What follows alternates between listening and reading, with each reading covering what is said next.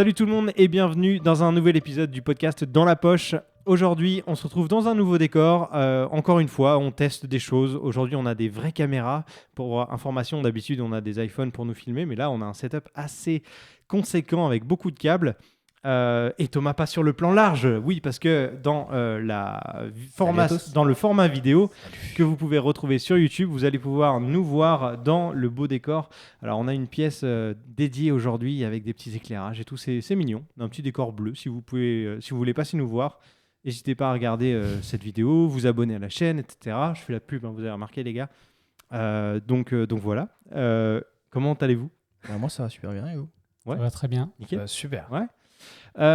Aujourd'hui, on va parler de un truc dont on avait déjà parlé, Abdel, d'ailleurs, les outils de production vidéo.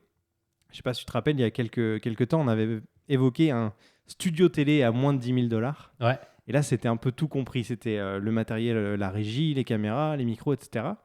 Et là, je pense qu'aujourd'hui, on peut se concentrer sur un appareil en particulier. Et c'est ce qui nous permet de faire le switch de caméra en caméra. Et on a sur la table aujourd'hui un appareil qui s'appelle la YOLOBOX Pro. Et c'est Thomas qui va nous en parler le plus parce que c'est toi qui a passé le plus de temps avec. Qu'est-ce que la YOLOBOX Pro, Thomas? La YOLOBOX Pro, en fait, si tu veux, c'est un iPad donc, qui fait 7 pouces. Donc la Pro, elle fait 7 pouces. Hein. Il y a une version miniaturisée de 5 pouces. Mais en gros, c'est un gros iPad qui te permet de faire du streaming, qui te permet de faire des petits contrats à droite à gauche avec des caméras, donc du multicaméra en fait, en direct, tout sur un iPad. Donc tu n'as pas besoin d'ordinateur, c'est vraiment un tout en un. Tu as des entrées son, tu as des entrées pour les caméras, tu as une sortie écouteur, tu as une entrée Internet, tu peux la mettre sur carte SIM, etc. Ok, donc c'est vraiment hyper complet. Ouais. J'imagine que ça doit coûter super cher, non? Non, pas tellement. On est aux alentours de 1600 pièces, 1700 $ à peu près, canadiens. Pour 1600 $, tu as un Ouais. appareil qui te permet de faire un mix vidéo avec 3 caméras. C'est ça. Là, comme tu Le peux le voir. son est diffusé en direct sur les réseaux sociaux. C'est ça. Donc là, le streaming, ce qui est trop bien aussi, c'est que tu peux setter tous tes comptes en fait, directement sur l'application. Et en gros, dès que tu as seté, c'est en un clic. Mais tu te rappelles, on l'avait testé la dernière fois. Ouais. Donc tu peux mettre ton Google Gmail, tu peux mettre ton Facebook, tu peux mettre ton YouTube. Google Plus, tu veux dire? Tu peux tout mettre en fait si tu veux. Tu cliques et en fait, ça s'envoie partout. Tu peux le même mettre sur des sites internet. En même temps. Ouais, en même temps. dans les paramètres, j'ai vu, donc il y a YouTube, Facebook, Twitch et les flux RTMP, donc c'est des flux vraiment particuliers selon où est-ce que tu veux l'envoyer. Ok, donc je sais pas si tu te rappelles, Abdel, mais quand on s'est rencontrés la première fois, j'étais au CES de Las Vegas et je faisais des événements en direct avec un TriCaster mini que j'aimais beaucoup d'ailleurs à l'époque, mais ça coûtait quand même plus de 10 000 $ cet appareil. Avec des caméras Logitech. Non, ça c'était encore avant. Mais tu l'avais acheté ou tu l'avais volé? Non, c'était avec mon travail de l'époque, Ah, tu vois. Heureusement, je l'avais pas acheté, non. Et aujourd'hui, c'est assez fou de se rendre compte que pour 10 fois moins, on a un appareil qui fait presque la même chose, si ce n'est plus, en fait. Moi, je trouve ça assez hallucinant. Ouais, c'est vraiment pas mal parce que ça a quand même pas mal de fonctionnalités. Il y a pas mal aussi de petits gadgets à droite à gauche pour, par exemple, quand tu fais des petits concours ou des petites choses et tout, tu peux mettre des petites notes à l'écran, tu peux mettre des overlays, tu peux mettre des PDF à l'intérieur. Il y a plein de trucs, franchement. On peut lire les commentaires? Oui, tu peux lire les commentaires en direct, ouais. Ouais, c'était sur YouTube, les commentaires apparaissent sur le côté. Incroyable. Ouais. Sur le côté, c'est comme si tu étais sur YouTube, sur le côté, ça apparaît, ça te pose des questions et toi, tu as juste à les lire en fait. Et donc ça, c'est un appareil qui est limité à du 1080p ou ça va jusqu'au 4K?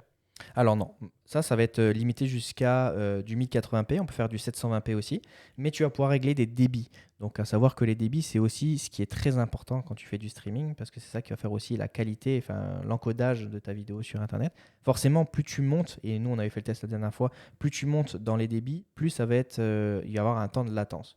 Bon, finalement, en étant au maximum en 1080p, sur YouTube, on était quoi, à 30 secondes maximum? À peu près 30 secondes de délai entre la réalité et le moment où ça s'affiche sur YouTube, en fait. En fait, tu veux plus de débit parce que tu veux contrer la compression de la plateforme. Exactement. Et franchement, ça marchait super bien. Quand on était en débit moyen, donc à moitié, ça nous prenait quoi, 10-15 secondes à peu près? On était entre 15 et 20 secondes, je crois, maximum. Bon, c'est acceptable, ça fait partie du jeu, mais... honnêtement, après... En fait, si tu cherches pas l'interaction vraiment en temps réel avec les gens dans le chat, je pense que ça va. C'est tout à fait Ouais. tout à fait acceptable. Non, après, les commentaires, on avait testé, c'était quand même plus rapide que la latence que tu avais de la vidéo qui s'envoyait, tu te rappelles? Oui. Ça venait dans les 10-15 secondes aussi. Hein. C'est ça. Donc, ça va, je trouve, Ouais. quand même, en étant en full qualité. Je me permets juste d'interrompre le podcast 2 petites secondes pour vous dire que, en fait, restez bien jusqu'à la fin, vous qui nous écoutez, parce qu'on vous fait gagner un produit. Et je vais vous dévoiler lequel à la fin de cet épisode. Et voilà, ça peut vraiment vous intéresser. Donc restez bien. Je fais un peu de teasing, mais ça vaut la peine. Est-ce que je peux donner un indice ou pas? Écoute, si tu veux. Pour ceux qui nous voient, Il est dans l'image. c'est dans l'image. C'est ça. C'est Sur dans la l'image. table, il y a quelque chose qui a changé. C'est un peu C'est le jeu des 7 erreurs. C'est ça. Donc, c'est pas une voiture. Non. Voilà, Ouais. Est-ce qu'il y a une boîte? Non. Bah, peut-être. Attends, faut monter. Merci Abdel pour cette blague exceptionnelle. D'ailleurs, en passant, Ouais, nouveau ouais. roadcaster. Hein. Qu'est-ce qu'il fait sur la table, lui? Ah C'est bah, ça que tu fais gagner à la fin de il l'épisode? faut rester jusqu'à la fin pour le savoir, les gars. Ok. hein. On en parlera peut-être à la fin, je sais pas. Ouais. hein. Est-ce qu'il y a d'autres choses à dire en particulier sur cette YOLO Box? Parce que, alors attends, si j'ai bien compris au début, il y a une gamme de produits YOLO Box. Il y a la Mini Mini, qui permet de rentrer une seule caméra. exactement. YOLO Box tout court qui permet de rentrer Deux deux caméras. caméras en HDMI. Et la version Pro. Pro qui est la 3 caméras. C'est celle qu'on a aujourd'hui, c'est ça? Plus Après, une entrée. Plus pour, une entrée C'est ça. USB. Ouais. C'est ça. Tu as des entrées USB dans certaines des YOLO Box. Celle-ci, du coup, tu as une entrée USB-C et USB type A qui te permettent de rentrer une caméra. Et comme on peut le voir ici, j'ai Pour ceux qui ont la vidéo, connecté une webcam directement en USB. Ça marche super bien. J'ai juste à cliquer pour changer. Parfait. Et il y a des fonctionnalités qui sont vraiment uniques à ce produit-là quand même. Il me semble qu'il y a notamment du chroma key, de l'incrustation. C'est ça. Il me semble que c'est que sur C'est celui-là. que sur la Pro. Donc, c'est-à-dire que si vous avez un fond vert et que vous faites du streaming, vous êtes sur YouTube, vous voulez vraiment vous incruster du coup, sur une autre image derrière en arrière-plan, et ben ça le fait en direct. Donc, ça, c'est vraiment pas mal aussi. Ouais. Donc, très intéressant. Et c'est la puce, c'est le processeur en fait, Qualcomm, quelque chose. Soit tu connais bien, toi, les puces Android. Bah, en fait, faut dire que c'est une tablette Android, en fait, mais on voit pas le côté Android. Il y a une surcouche qui est faite par YOLO Life. Donc, elle a l'air de bien fonctionner. Et d'ailleurs, la surcouche, t'en parles, mais il y a des boutons qui ressemblent à des boutons un peu à Apple, tu sais, genre les petits switchers, etc. Donc, Oui. c'est assez marrant. Ouais. Et il faut noter qu'il y a très très souvent des mises à jour qui sont faites sur la YOLO Box. L'équipe technique, en tout cas de développement, doit faire très souvent des petites mises à jour. Il y a des nouvelles fonctionnalités qui s'ajoutent assez souvent. On a essayé de l'allumer pour la première fois il y a environ 1 ou 2 semaines. Et quelques jours plus tard, il y avait une nouvelle mise à jour déjà qui était proposée. Donc ça, c'est aussi plutôt cool parce qu'il y a un vrai support et je pense qu'ils sont à l'écoute des utilisateurs. C'est ça. D'ailleurs, dans l'une des mises à jour, il y avait un point qui était important, c'est que l'USB type A, en fait, ils l'ont modifié pour que, en gros, ça devienne une sortie qui est reconnue par les ordinateurs comme une caméra webcam. Donc, ça veut dire qu'en fait, si tu fais un Skype, un Teams ou ce que tu veux, un Zoom, en gros, tu peux clairement faire des présentations comme un professeur avec tes PDF dedans. Tu peux switcher de caméra si tu as envie. Je sais pas, tu sais, par exemple, tu fais un cours sur de la macro, tu as une caméra qui filme un peu ce que tu fais avec les objets en macro. Tu peux switcher de caméra. Et puis, à côté de ça, tu as un PDF qui t'explique un peu les photos que tu peux faire avec, etc. Et tu peux switcher et tout se fait directement en sortie sur ton Teams, ton Skype. Et en gros, tout le monde voit ça. Tu as une classe entière et tu fais ça sur une classe entière. Bah, l'avantage, c'est que pour la portabilité, en fait. Parce Ouais. que toutes ces choses-là, il n'y a rien d'exceptionnel. C'est des choses qui existent aujourd'hui C'est via ça. des logiciels, que ce soit sur Mac, Windows, peu importe. Mais le fait de pouvoir le faire avec un seul appareil, puis pouvoir l'emmener en voyage, en déplacement et pouvoir faire tout ça, franchement, c'est top. Et surtout qu'il faut rappeler qu'il y a beaucoup d'outils qui te font payer un service ou un abonnement supplémentaire pour pouvoir diffuser sur plusieurs plateformes en même temps. Et ça coûte cher. Hein, YouTube, Facebook, etc.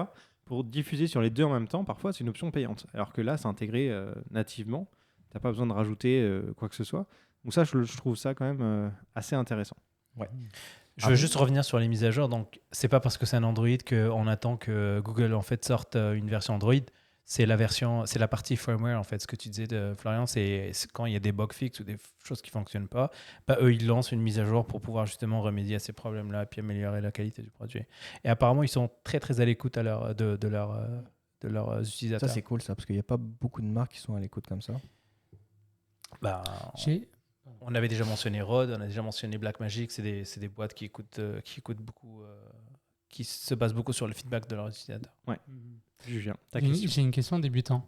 Il y a un truc que je trouve cool sur Zoom, là on a fait beaucoup d'appels dernièrement, et tu sais qu'il y a une fonction où la caméra elle switch automatiquement sur celui qui parle. Ouais. Oui. Est-ce que là il y aurait quelque chose de similaire où ça détecterait la personne qui parle? Parce que là Thomas, toi ça te demande quand même de rester concentré et puis de switcher les caméras. C'est ça. Est-ce qu'il y aurait un- Non, malheureusement, il n'y a pas d'algorithme à l'intérieur qui permet de détecter ça un petit peu. Bah, surtout que ça gère pas l'audio. Bah, c'est ça. Si, ça gère l'audio, en fait, tu peux... Via en fait, l'HDMI? Via l'HDMI. Si, ça serait, je pense, théoriquement possible un jour. par firmware update peut-être? Ouais, je pense. Oui. Parce ça, que, c'est- en fait, si tu imagines que chacun de nos micros serait connecté à une des caméras qui est pointée sur nous, Mhm. à partir du moment où ça doit dépasser un certain seuil, un certain volume, un certain nombre de dB sur le HDMI, je pense que ça pourrait automatiquement switcher sur la caméra en question, en fait. Et là, pour le coup, ça sera un switch automatique. Il y a une fonctionnalité, il me semble, hein, Thomas, qui s'appelle Auto Switcher ou quelque chose comme ça, qui est déjà dispo ça. sur la YOLO Box. Mais en fait, tu vas déterminer un nombre de secondes par caméra. Et soit ça passe de caméra 1, 5 secondes, caméra 2, 5 secondes, caméra 3, 5 secondes, et ça va tourner en boucle. Ou il y a Soit un tu peux random, faire en aléatoire, Ah ok. mais c'est pas basé sur ce L'audio. qui se passe dans la vidéo. en fait, D'accord, ni bah, sur c'est quand même l'audio. intéressant. Tu perds la pertinence quand même de la personne qui C'est parle. ça. Et puis, mais ça, on pourrait, si un jour on décide de faire un petit projet un peu plus. un peu Ouais, il plus y a geek, moyen. Je pense qu'en vrai, il y a moyen. bah, avec OBS, il y a un Ouais. API qui est ouvert en fait. Puis vu que les flux rentrent, on peut détecter le son et puis switcher automatiquement. Je suis sûr que c'est un petit script Python qui prendrait quelques minutes à faire. On sent On est l'ingénieur, chaud, le on est développeur là, qui veut tester son petit Puis on projet. partagera au pire. Et voilà. Voilà, bon, suivez-nous du coup pour savoir si on arrive au bout de ce projet-là. Je pense qu'on va essayer de motiver Abdel pour nous le faire. Maintenant, si on va un peu plus loin dans les specs de ce que c'est capable de faire, donc là, on a parlé des 3 HDMI, donc c'est 3 entrées. On a aussi une sortie HDMI output, donc si tu veux mettre ça sur une télé ou n'importe quoi, bah, tu peux. Tu as ton entrée USB type A et qui fait aussi sortie webcam, mais ça, faut l'indiquer. Juste, dans tu les es sûr réglages. que c'est l'USB type A, c'est pas l'USB type C qui te permet de sortir sur un ordinateur comme une webcam? Non, c'était bien le type A, non? D'accord, je croyais que Je- c'était un USB-C. On va regarder USB-C. Mais Ah c'est- non, c'était l'USB-C out. Ok. Tu as raison. Donc là, il y a bien une switch ici où je dis que justement, je vais avoir une version clean. Alors attention, et on l'avait checké, tu peux pas faire passer de son, de overlay, etc. Petit point négatif. Pour l'instant. Sur le output, tu veux dire? Oui, Ouais, je mais pense que ça peut être réglé. ça risque d'arriver. Ils via ont dit logiciel. que ça arriverait via une mise à jour, mais on ne l'a pas encore reçu. Donc là, la webcam, elle est branchée sur le USB-A. Oui, tout à fait. Ouais. C'est une entrée. C'est une entrée. Alors, si tu as un output en USB-C, tu peux quasiment faire ce que tu veux. Mais c'est ça, je trouve que c'est pas mal du coup sur un USB-C. Et puis après, tu as une entrée du coup pour mettre un casque. Donc, c'est-à-dire que si tu n'es pas à la maison, tu es sur le terrain, un casque, tu peux écouter ce que tu fais. Et tu as 2 entrées de micro, donc de line, que tu peux gérer aussi. Et tu peux gérer chaque son directement dans ton HDMI. Donc, tu peux régler tous tes gains, etc. indépendamment. Et enfin, tu as le port de recharge parce que oui, tu peux soit la mettre sur secteur ou soit la mettre sur batterie. Et elle tient à peu près 1 heure, 1 heure et demie sur enregistrement. Faut mentionner qu'on a eu beaucoup de mal avec. C'est pas tous les câbles, c'est pas tous les power supply qui marchent bien. Ouais, Donc, exactement. On a essayé avec plusieurs power supply, celui d'Apple, etc. Ça marchait pas très bien au début. Après, on a essayé avec l'USB A à USB type C. Et là, ça a fonctionné, mais avec un autre adaptateur. Donc, c'était un peu compliqué au début, mais ça marche. Qu'est-ce que vous en pensez du coup de ce produit en règle générale, en global? Parce que moi, perso, je trouve que c'est vraiment très intéressant. Je n'avais pas vu ce type de produit-là tout en un avant, enfin vraiment avec l'écran tactile, etc. C'est quoi votre opinion? Julien, alors je vais commencer par toi, tu es le plus débutant dans ce domaine, Absolument. dans ce domaine de la vidéo. Bah, moi, j'ai l'impression que c'est un produit quand même dans l'air du temps. Comme tu disais aussi tout à l'heure, il n'y a pas beaucoup de produits en fait qui proposent ces fonctionnalités-là. Donc, ils ont bien joué leur carte. Ils sont encore dans un marché qui est jeune ou en tout cas qui était réservé à des professionnels avec des budgets beaucoup plus élevés, comme tu le mentionnais tout à l'heure. Donc, pour les créateurs de contenu, ceux qui font du live, etc., ça va être super intéressant. Le produit, je le trouve appealing au niveau du design. Il a l'air assez intuitif. Je vois Thomas pianoter depuis tout à l'heure. J'ai quasiment l'impression que je serais capable de faire la même chose alors que je ne l'ai pas du tout manipulé avant ça.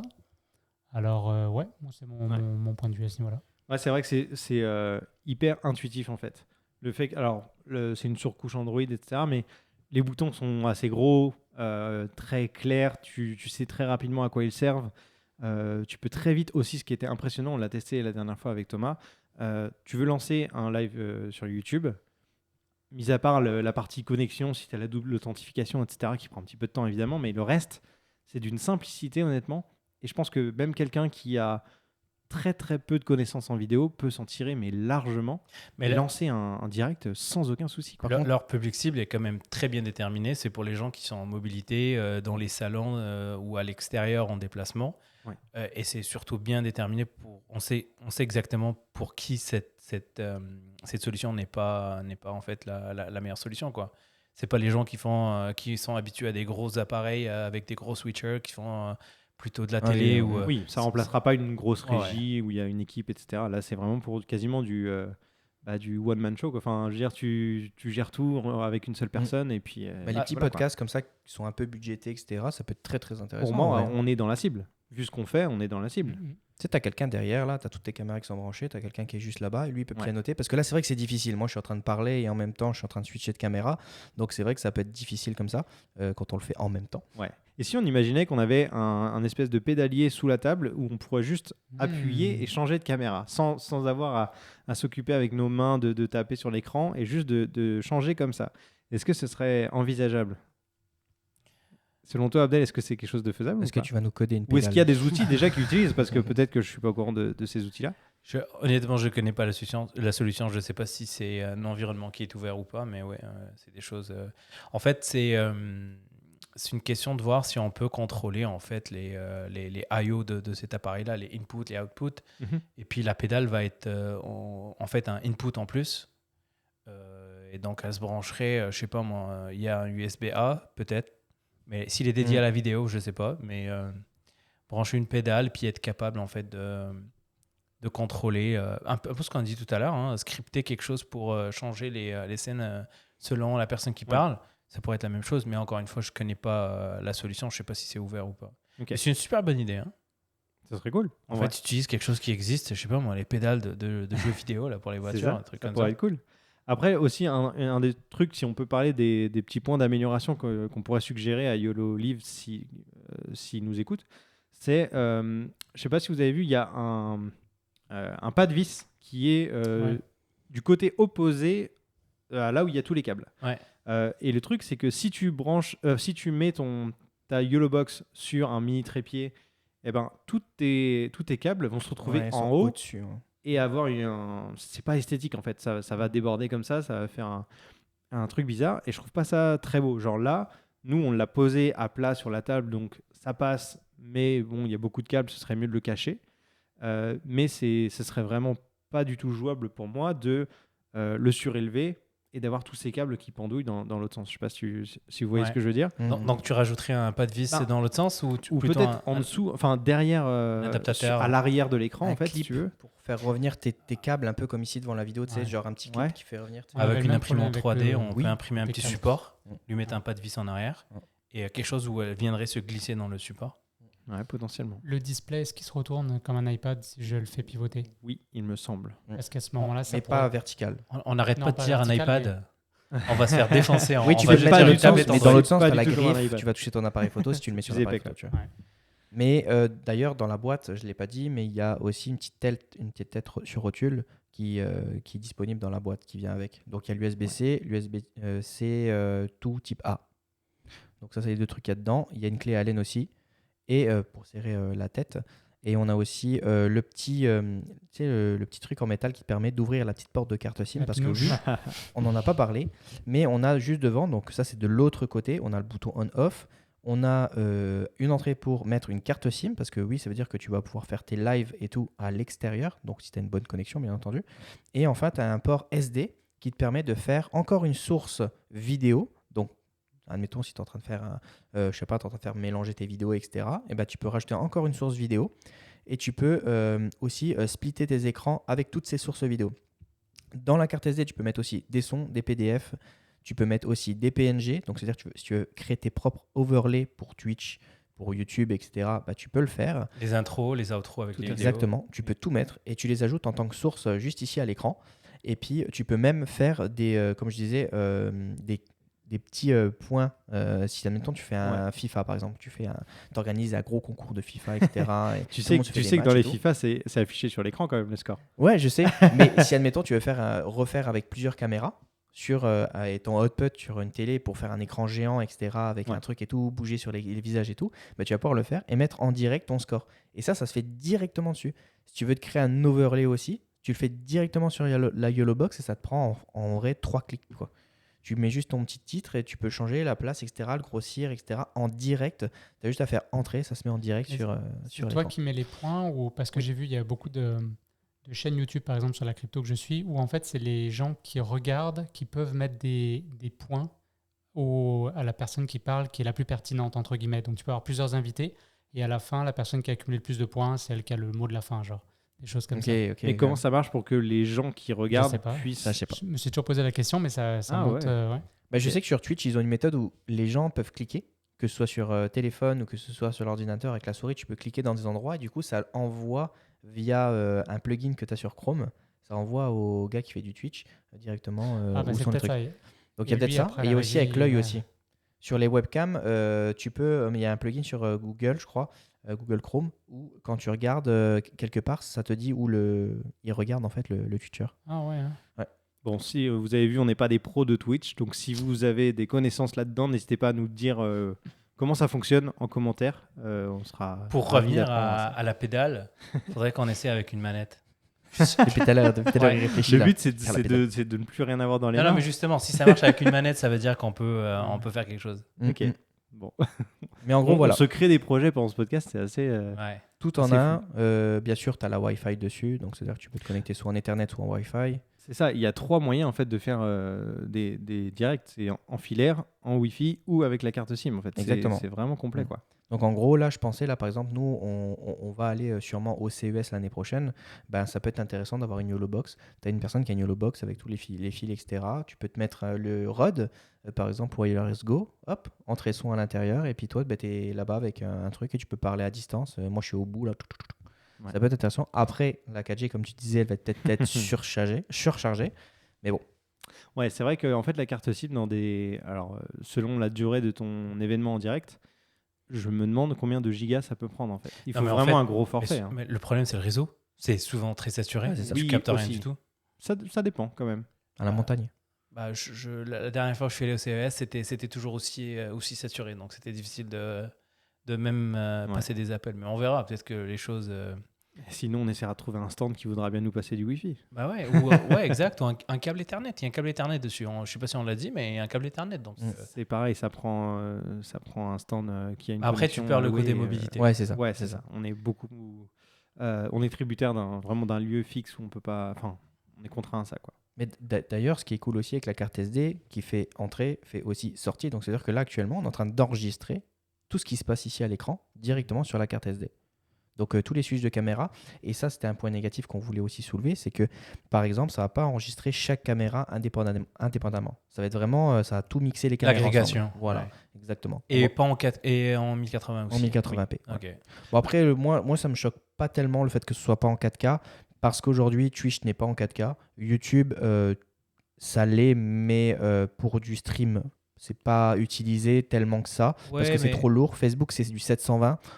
Ouais, mais des fois, tu aimes bien enregistrer des séquences et les diffuser plus tard ou les retoucher ou les retravailler. Donc, ouais, c'est pour ça que, honnêtement, je suis pas sûr que la 4K ce soit indispensable encore aujourd'hui pour les. Tu la veux, tu l'enregistres sur les caméras. Hein. C'est ça. On peut enregistrer en interne sur chaque caméra en 4K et pouvoir refaire un montage par derrière. Pourquoi on parlait d'enregistrement des caméras séparément? C'est une fonctionnalité qu'on appelle l'ISO sur ces appareils-là. Ça peut être intéressant dans le cas où, par exemple, pendant la réalisation en direct, là, Thomas essaye de faire la réal en direct en parlant en même temps, ce qui n'est pas forcément simple. Imaginons que pendant 2 minutes, il oublie de mettre la caméra sur vous deux, Abdel et Julien, alors que c'est vous qui êtes en train de parler.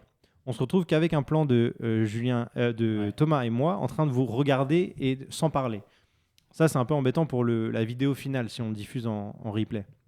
Donc, si on avait moyen d'enregistrer chaque caméra indépendamment en plus du mix, on pourrait réutiliser ces fichiers-là pour remonter correctement la vidéo et réparer un petit peu l'erreur de réalisation à ce moment-là et avoir un résultat final qui est propre. Donc, faudrait qu'on code un bot qui va faire ça, les gars. Donc après, est-ce que c'est... Je pense pas que ce soit quelque chose qui puisse se mettre à jour juste avec du logiciel. À mon avis, ça prend des cartes différentes, peut-être plus puissantes à l'intérieur du produit. Bah, en fait, le traitement va être ailleurs parce que en fait, la seule chose en fait, c'est sûr que ça va pas rouler sur l'appareil lui-même, ça va rouler ailleurs, sur un serveur, une machine, peu importe, un ordi, et ça va juste envoyer des instructions, de la même façon que Thomas appuie avec son doigt pour changer la caméra. Bah, il doit y avoir, si c'est ouvert, il doit y avoir un API qui dit changer de caméra et faire ce genre de choses. Donc non, ça devrait pas être très consommateur en énergie ou en ressources, je crois pas. D'accord. Mais encore une fois, je connais pas la solution, je vais pas parler de quelque chose que je connais pas, mais c'est peut-être faisable. Ok. D'ailleurs, là, pendant que vous parliez, j'ai créé un petit scoreboard avec écrit Julien. Donc, il y a un pour Julien, un pour Abdel. C'est la deuxième période. J'ai mis le petit timer. J'ai mis que c'était l'année 2022. Donc, ça m'a pris 30-40 secondes de créer ça. Et je peux le prendre et je peux le déplacer. Donc là, si vous êtes en fait directement sur YouTube, bah, vous allez pouvoir. Là, je le prends, je le déplace. Je peux le redéplacer comme ça. Tu peux me mettre un point de plus? Non. Julien veut gagner. Ça me fait penser à un truc. Tu viens de parler de regarder sur YouTube. Sur Spotify, il me semble que maintenant, au Canada, aux États-Unis, on peut ajouter de la vidéo sur Spotify pour les podcasts. Et donc, je ne m'avance pas. Mais si jamais vous nous écoutez sur Spotify, il y a peut-être une option pour nous voir également. Donc, regardez, ça peut valoir le coup. Surtout que là, c'est un épisode d'aujourd'hui où on parle quand même beaucoup de matériel et on fait un petit peu des démonstrations. Donc voilà, c'était la petite info en plus. Je sais pas si vous l'avez vu passer, mais moi je trouvais ça plutôt cool. C'est nouveau? Ça a l'air nouveau en tout cas, ou peut-être que je l'avais raté et que je l'ai rattrapé récemment, mais c'est pas encore dispo dans tous les pays. Mais j'ai vu que le Canada faisait partie des pays qui pouvaient en bénéficier. Donc Tu sais pourquoi? on va tester. Moi, je sais pourquoi. Parce que les Canadiens, enfin les Québécois, quand ils disent qu'ils regardent un film, ils disent qu'ils écoutent un film. Donc ils se sont dit, allez, vas-y, viens, on va mettre la vidéo. Allez, on met la vidéo histoire de- avec. Histoire qu'il soit plus cohérent. C'est ça. Là, tu veux vraiment l'applaudir. C'est quoi l'applaudissement, c'est ça? Ah, Merci. Ok. C'est qui le public cible selon vous? C'est dans quel usage vous allez utiliser si demain vous avez une box comme ça? C'est ce que tu disais un petit peu tout à l'heure, c'est les gens qui sont soit solo ou en duo, qui ont besoin de bouger très souvent. Moi, j'ai vu sur le site de YOLOLIVE justement qu'ils parlaient de filmer des rencontres sportives, alors à peut-être un niveau amateur ou semi-pro, tu vois, des petites rencontres. Ouais, ou les églises. Ou Des églises. J'ai vu un exemple avec des mariages, alors je sais pas, mais retransmettre une cérémonie pour de la famille qui habite très loin, qui n'a pas pu venir. Tu mets 1 ou 2 caméras et puis tu filmes la cérémonie comme ça. Ce genre de choses, tu vois. Et puis je te dis, pour nous, avoir un podcast avec 3 caméras comme on a là, ça peut faire le job. Hein, si, honnêtement, si on peut faire une réal sympa, changer les caméras au bon moment, avoir un résultat propre... Il faut juste quelqu'un en plus, quoi. C'est ça. En fait, soit on est capable de le faire vraiment nous pendant qu'on parle, ou alors on a quelqu'un en plus derrière les caméras qui va faire le travail. Mais ouais, ça peut être ça, la cible, tu vois. Après, je pense pas que des petites chaînes, des petites chaînes télé locales et tout, non, ils ont d'autres produits, c'est sûr. Ah oui, mais ce sera plus complet. Là, même si c'est très très puissant et que ça fait vraiment beaucoup de choses, tu arriveras à mon avis très vite à des limitations, même si elles sont petites, mais des petites limitations techniques qui vont empêcher d'avoir un résultat propre et parfait pour une diffusion, par exemple. Est-ce qu'il y a de la concurrence sur ce marché-là? En fait, dans ce form factor-là, j'en ai pas trouvé. Sache, J'en ai le pas plus trouvé. proche que moi je connais, c'est les Blackmagic Atem Mini qui ont 4 entrées HDMI, mais eux qui n'ont pas d'écran intégré, donc il va falloir rajouter un moniteur. Et puis très souvent, passer au moins une fois par un ordinateur portable ou un ordinateur tout court avec le logiciel Blackmagic pour faire des petits réglages, configurer la diffusion en direct, ce genre de choses. C'est très bien, mais c'est pas aussi complet et tout en un que la Yellow Box, selon moi. Même si c'est un Il y très a bon des produit. touches physiques. Il y a des touches physiques, donc beaucoup vrai de gens que- peuvent apprécier. Moi, je préfère les touches physiques. C'est comme un drone. Je pourrais pas le faire sur un téléphone. J'ai jamais pu réussir à le faire sur un téléphone. J'aime pas. Il faut que je touche en fait. Ouais. Et donc c'est vrai que ça peut perturber des fois, même si le touchscreen répond quand même assez bien. Moi, je préfère que ce soit physique. Bah là, c'est la période. En fait, c'est le NAB qui vient de se terminer. Puis il y avait des annonces en fait de Ninja qui sont connus pour les Atomos. Là. Peut-être qu'il y aurait quelque chose qui viendrait en concurrence à ça. En fait, un moniteur qui ferait aussi un switcher, puis qui ferait en même temps de l'encodage, moniteur en même temps. Donc, il faut voir à quel point ça rentre vraiment en concurrence à ce produit-là. Ok. Puis eux, ils sont très très bons sur tout ce qui est image. Donc, c'est sûr que ce ne sera pas de la 1080p, là. Ça va être de la 4K. Ou... Ouais. Et puis ça va être du 4.2.2, etc. Mais je ne serais pas surpris que bordel. d'ici quelques temps, on voit un produit YOLOBOX Pro 4K avec la même chose, mais du streaming ou de l'enregistrement 12 en HDMI. 4K, justement. Non, mais c'est vrai, ça pourrait être intéressant. Je pense que ça peut évoluer dans ce sens-là aussi avec cette marque. Si le produit a son petit succès et que ils veulent faire évoluer pour une autre cible un peu plus pro, peut-être que ça peut évoluer comme ça. Le prix le place quand même dans une gamme assez pro. Donc, peut-être qu'on verra ce que ça coûterait un appareil similaire comme ça qui ferait de la 4K et tout, comparé avec quelque chose qui existe. Ouais, c'est Mais Faudrait voir parce que là, après, faut compter que t'as pas besoin d'ordinateur. Faut juste compter ça.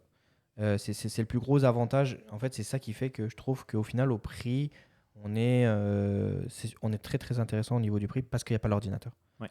Maintenant, si on part sur plus gros après, 4K, etc., et que ça demande beaucoup plus de choses, beaucoup plus de batterie, beaucoup plus de choses, je sais pas si ce sera intéressant. T'as raison. en tout cas, pour nous, pour le podcast, ça a rajouté des fils, vraiment beaucoup de fils. Donc, c'est assez difficile de se déplacer dans la pièce aujourd'hui. Là, je vous avoue que pour cet épisode, on est très loin du côté minimaliste qu'on essaie Clairement. de développer dans les sujets en général. C'est plus l'inverse. Par rapport aux autres épisodes qu'on avait tenté d'enregistrer avec 3 iPhones, donc là, pour le coup, c'était sans diffusion, sans mélange, etc. Ça rajoute, oui, en effet, un bon paquet de câbles. Et le Rodecaster met encore plus en avant tous les câbles là qui sortent de ce côté-ci. C'est pas très beau. C'est pas très beau pour l'instant, donc on va essayer de nettoyer tout ça pour les prochains épisodes et le faire évoluer. Mais c'est intéressant, je trouve. Ouais. Voilà. Et au niveau, juste, je vois sur la table. Je voulais revenir sur le même point aussi. On a justement les micro Rode Wireless Go génération 2, il me semble, que toi tu as, Abdel.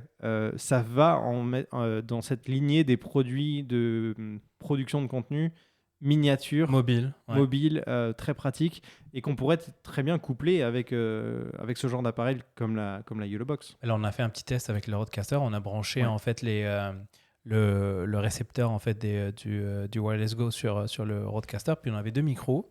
On a fait un petit test. Moi j'avais celui avec j'ai rajouté un lavalier dessus, et puis Julien lui c'était directement le micro, puis le son était pas si dégueu que ça quand même.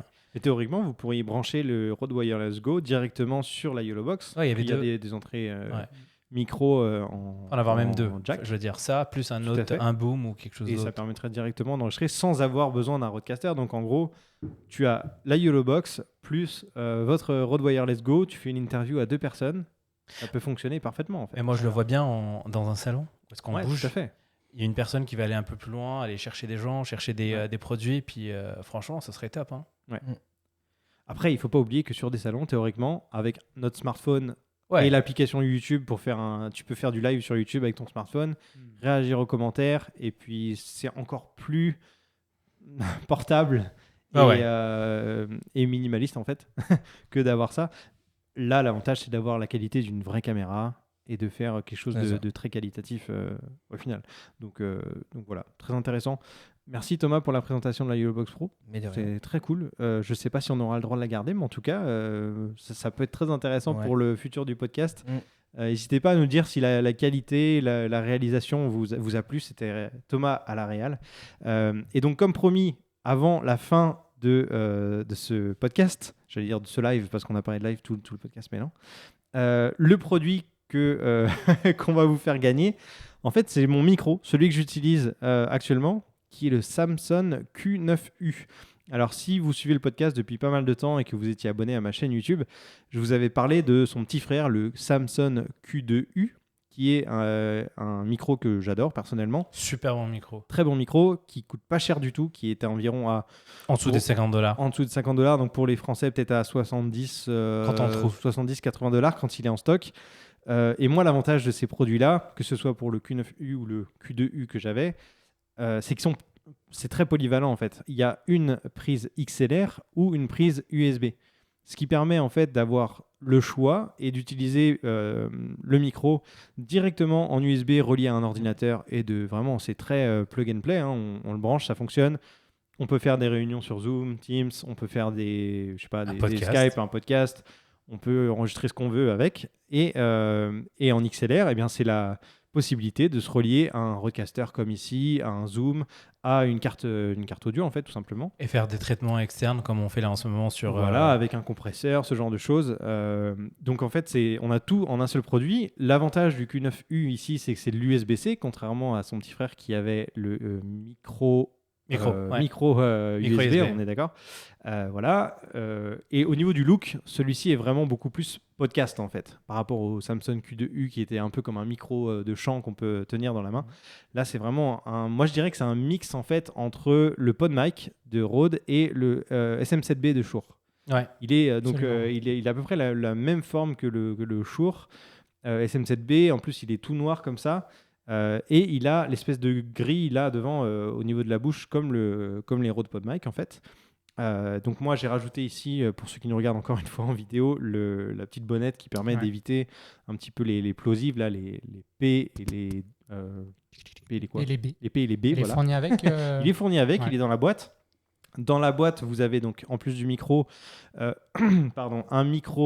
câble USB Type C vers USB Type C ou USB Type C vers USB Type A. Donc vous pouvez directement le brancher à des nouveaux MacBook là avec les prises USB Type C par exemple, ou un iPad potentiellement. Donc voilà. Ça, moi, c'est le feature qui cool. m'intéresse le plus sur ce micro, c'est le petit bouton. Et dessus. voilà, j'allais en parler. Il y a un petit bouton sur le dessus qui permet de le mettre en mute. Donc c'est vraiment très pratique si jamais vous avez. Voilà, Thomas m'a coupé la C'est chic. drôle. moi, je trouve ça. Vous avez envie d'éternuer ou de faire autre chose. Ouais, mais est-ce que ça met du bruit muter. quand Alors, je vais le refaire là, voilà, comme ça. Je pense qu'on entend en effet un petit clic, mais Ouais. vraiment très léger. Ouais. Si quelqu'un parle en même temps, je pense que ça peut passer. Très acceptable. Ouais, ça va. Donc voilà. Donc c'est un micro qu'on va vous faire gagner. Et alors, j'ai la boîte avec moi, je vous la montre juste ici quand même. Celui-ci, c'est le micro que je garde. Samsung me l'a envoyé par entière transparence. On n'est pas payé pour le faire, hein, je vous le dis aussi. Et on vous en envoie un neuf qui n'a pas été déballé, celui-ci. Il faut participer donc sur Instagram, sur le compte de Dans la Poche. Toutes les informations seront dans le post dédié. Donc il y aura sûrement une photo, une vidéo de ce micro. Et donc dans la description de ce post, vous aurez toutes les informations pour participer. On dévoilera le gagnant d'ici 2 semaines environ. Encore une fois, la date précise, tout sera intégré dans la description. Donc voilà, bonne chance à vous tous. Si vous vous lancez dans le monde du podcasting ou que vous avez, je ne sais pas, si vous êtes chanteur ou peu importe, c'est vraiment un super micro. Encore une fois, l'aspect polyvalent, moi j'adore le fait de pouvoir vraiment tout faire avec un seul micro, c'est cool.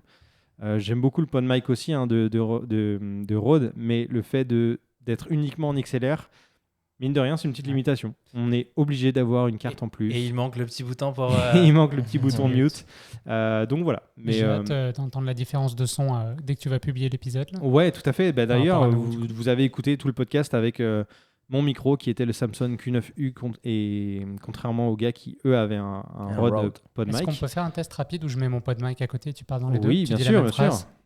Alors. Donc là, je parle dans le Samsung Q9U et vous avez la possibilité de gagner ce micro podcast en allant sur Instagram. Et là, je parle dans le Rode PodMic et vous avez la possibilité de gagner ce micro en allant sur Instagram. Ah, tu veux dire le premier micro. Ouais, le micro, le Samsung Eh, Q9U. fais pas gagner mon micro à moi, s'il te plaît. Bon, je pense, alors celui-ci était plus fort, en tout cas, il était réglé avait plus l'air plus fort. fort au niveau du gain, ouais. Alors peut-être que c'est aussi nos Mais voix qui sont peut-être pas que lui au est même plus, niveau. est plus gourmand, peut-être. Oui. C'est possible, ouais, Et tout à fait. aussi, il faut savoir que nous, on a sur les PodMic, on a un set exprès pour les PodMic sur le. Il y a un traitement ça peut particulier. jouer, pour- exact. ouais. Tout à fait. Sur le Rodecaster, la machine avec laquelle sur laquelle on a branché tous nos micros, les paramètres sont un petit peu différents entre ce micro-là et les PodMic. Eux, ils ont leur propre preset, étant donné que c'est un appareil Rode même marque. de la même marque. Donc, c'est c'est aussi pour ça, je pense qu'il y a une petite différence de volume. Mais voilà, vous avez pu écouter en tout cas la qualité de ce micro pendant tout l'épisode. J'espère que ça vous intéresse, ce genre de petits concours. Et si on peut en refaire d'autres à l'avenir, ce serait avec grand plaisir. Si on peut faire profiter la communauté de ce podcast à remporter du matériel de qualité, on le fera avec grand plaisir. Les gars, merci beaucoup pour toute cette discussion autour de la Yellow Box Pro, des matériels de production de C'était contenu. intéressant. Ouais. Ouais, merci à toi. C'était très technique aujourd'hui, alors je ne sais pas si ça plaira à tout le monde, mais en tout cas, on essaiera de faire des sujets un petit peu différents à l'avenir, un peu moins visuels, pour ceux qui nous écoutent uniquement en audio. En tout cas, si ça vous a plu, n'hésitez pas à nous laisser des avis sur Apple Podcast, à nous envoyer des petits messages, soit sur les réseaux sociaux comme Twitter, Instagram, etc., et à nous rejoindre sur le Discord pour parler des différents sujets du podcast, rebondir sur ce qu'on a dit, si on a fait des erreurs ou si on a dit des choses qui vous ont intéressé ou qui vous ont même pas plu, pourquoi pas. Voilà, je pense qu'on a fait le tour. Merci encore une fois et on vous dit à très vite dans votre poche. À bientôt. À bientôt. bientôt.